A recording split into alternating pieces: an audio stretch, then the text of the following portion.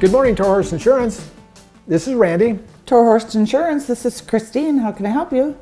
Toro Horse Insurance, this is Chad. Oh, hey, Sean. Hey, Sarah. How are you doing today? Oh, hey, Jerry. How you doing? At Toro Horse Insurance, we believe in Oregon. And we also believe in the important service OCAmedia provides for our community. Toro Horse Insurance is happy to support programs like the one you are watching.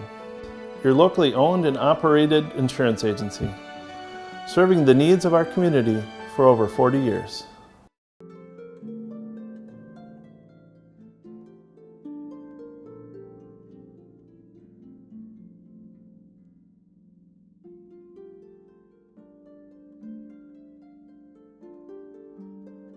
All our cookies are made, number one, with great ingredients, and number two, they are individually made and especially made with a lot of love.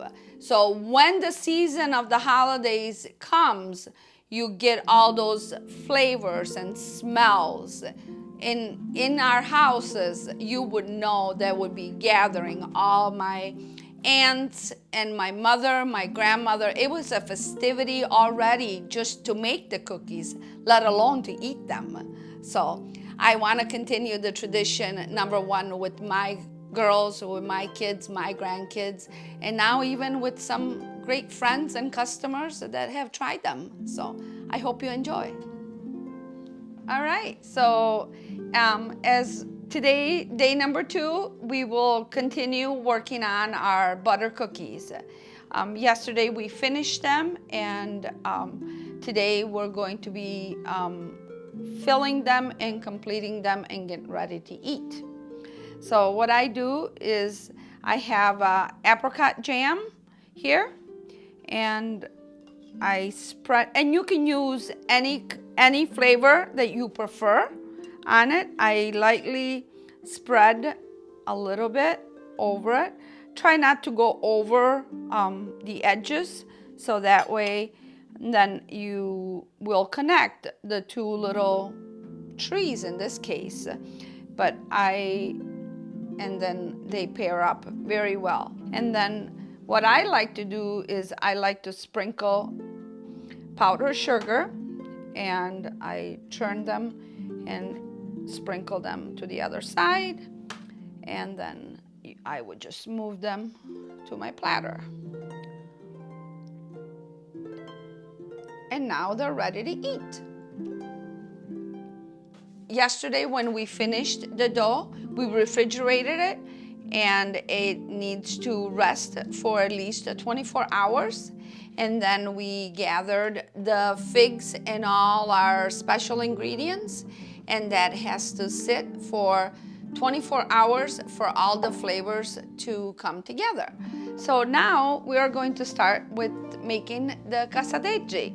So we have our dough, okay?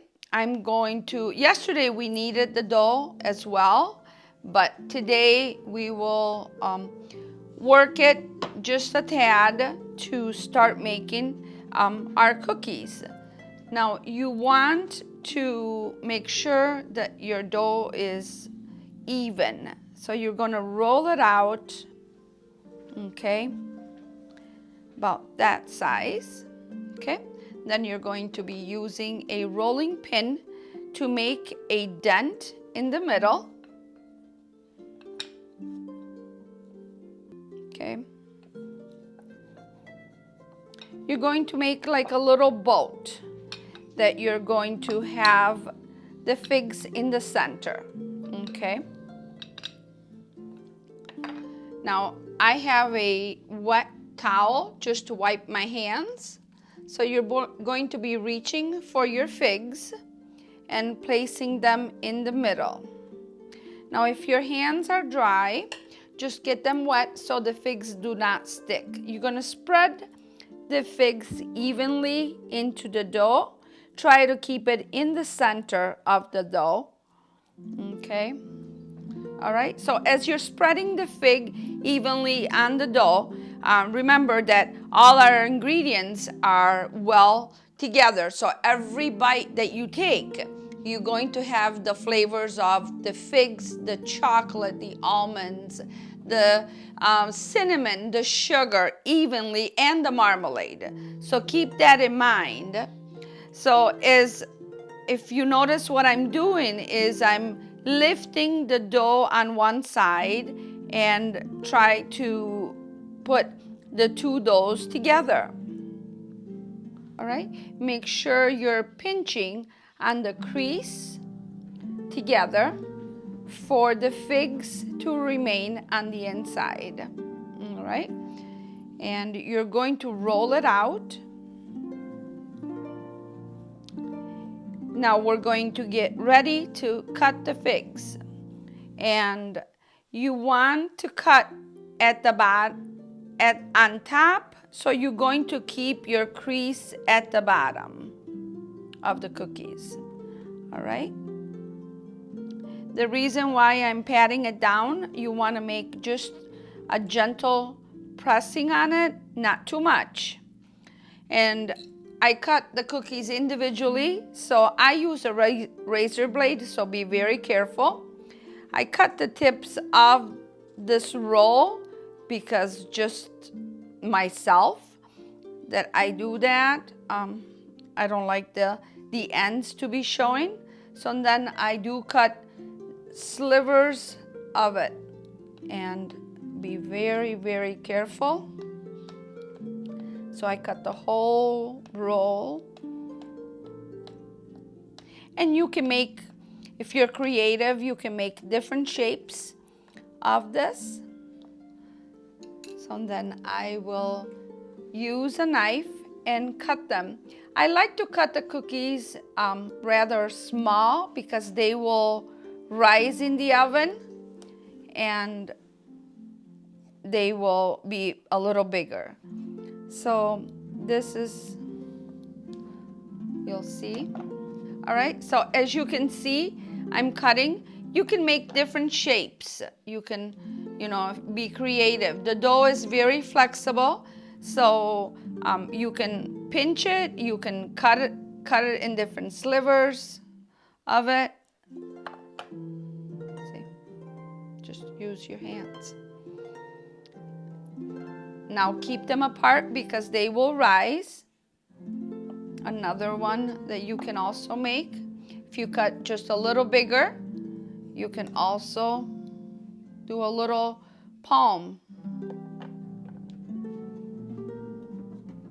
Now you will see the different shapes. It will rise in the oven. All right, we are putting these in the oven. We got partial of them, and we will bake them for about 15 minutes.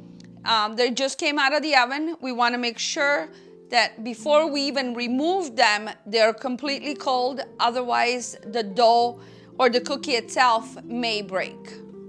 Okay, so now we are ready to be frosting the cookies. They're cold. So I'm going to make my frosting. I'm going to start with powdered sugar. I like to put a little bit of orange extract, and then we're going to add a little bit of water. You want your frosting to be dense, not too runny, so be very careful when you're adding the water. And you're more than welcome to try and taste it and see if you would like more essence of the extract, or you can use other types of extract. I like to use orange because of the orange marmalade that we have in the figs, the orange rind in the figs, so I prefer the orange extract. So now I hold the cookie, I hold the cassateggi, and I brush gently over it. Then as I'm doing it, I use See, as the frosting is a little thicker, it stays well on the cassateggi. Then I also add a little bit of confetti, and you can choose whatever you like. So each cookie is made individually and it's picked up. Nothing is structured, all homemade, all good flavors. We try to keep the tradition going. All right, so we are finished with our cassateggi. We are finished with our butter cookies, and we're gonna move on to a different cookie. Today we're making biscotti. We are starting off with flour, sugar, eggs, baking powder, we have honey, butter, and we have almonds. A little bit of extra flour just when I'm kneading it. So we're going to combine the items together. I'm gonna start them in the bowl until I bring in all my liquids, and then I'm going to be working it with my hands. Of course, I've washed my hands, but to know the texture, how it's supposed to feel, you won't be able to be using a wooden spoon or an electric mixer. This is an item that you're gonna have to work with your hands and know how the texture is going to be. So we will start. Okay, so now we have our dry ingredients and our wet ingredients. Now we're gonna start to mix it.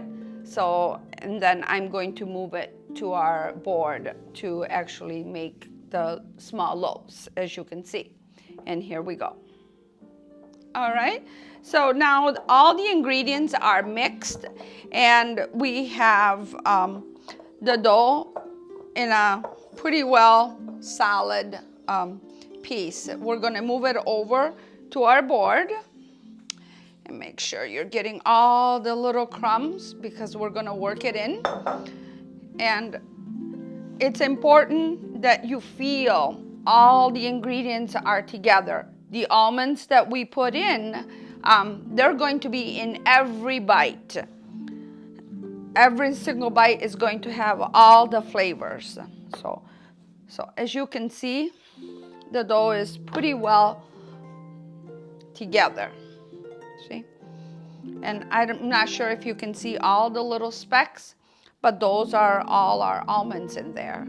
So these are great cookies for dunking. I grew up with these cookies, and I would make them with my grandma, and that would be my morning breakfast. Have cappuccino and dunking biscotti in it. But nowadays, you can actually have them. These cookies are not only good with cappuccino or espresso or regular coffee, but you can also dunk them in wine, white wine. That's an awesome thing. So do experiment with it, and it's a great cookie. Un biscotto every day. You'll be very happy. You'll be very happy. So now we'll be making our small loaves to bake. This particular dough does not have to proof, so it will proof in the oven. So you don't want to make them too thick. So this, okay, like that. Once you have them here, you want to press on it gently, so when you cut in, it's going to have a small space. Okay? And you'll continue making these. You can make them, I prefer the biscotti to be small. So it's at the most 2 bites or maybe 1 bite. But you can make them as big or as little as you would like. All right, so now we've made these small loaves. We're getting ready to put them in the oven. We're gonna have an egg wash over it. Now you're going to be just gently over the small loaf. What this does, it just brings a glow once it's baked to the cookie, to the biscotto. All right, so now we have We have the egg wash on. We're gonna put them in the oven for 30 minutes and then we'll go ahead and cut them and we'll enjoy them. This year we're introducing a new type of cookie. We are making Dolcini di Mandorla. Dolcini di Mandorla is a wonderful cookie. It's a traditional for our hometown in Marsala. It's a cookie that happens to be a gluten-free. And since we are experiencing a lot of customers and a lot of friends to enjoy a gluten-free, we are going to introduce it for selling this year. We always make it for ourselves, but this year we will share with our friends and family. Okay, so we are going to be starting with egg whites. And with this type of Dolcini di Mandorla, we're going to use our mixer.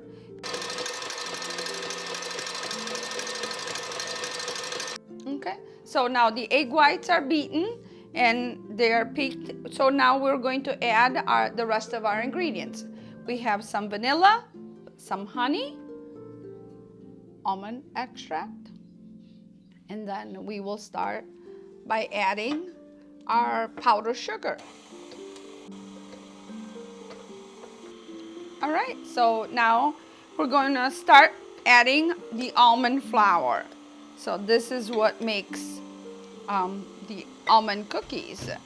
Dolcini di Mandorla. They're great for all occasions.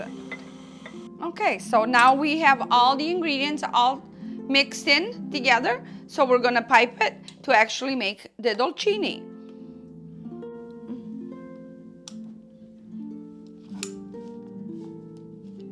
Okay.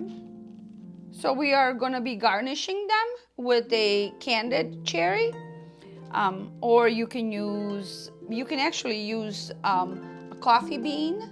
You can actually use a almond, anything that you prefer. I prefer the candied cherries on. It makes it Christmassy, okay? So once you have garnished them with your favorite candied fruit or almonds, then you're gonna put them in the oven, we're gonna bake them, and then we will try them. And now we have taken the biscotti out. Now these are warm, so you'll have to cut them while they're warm in order to stay. So my hands are very tolerable to heat, but you can also hold on to them with a little cloth. So here we go. Make sure you're using a serrated knife and it cuts through pretty well. I like to cut them small, as you can see, because I like to have bite size, maybe 1 or 2 bites. So they're easy to dunk in our espresso, coffee, cappuccino, wine, anything. So enjoy. I want to thank you for coming to my home and helping me bake this year. We hope we get to see you at the restaurant. We will start selling them as the holiday season begins. So enjoy them, and we will continue to bake every day all through the holidays up until Christmas time. So we hope to see you soon. Ciao, ciao.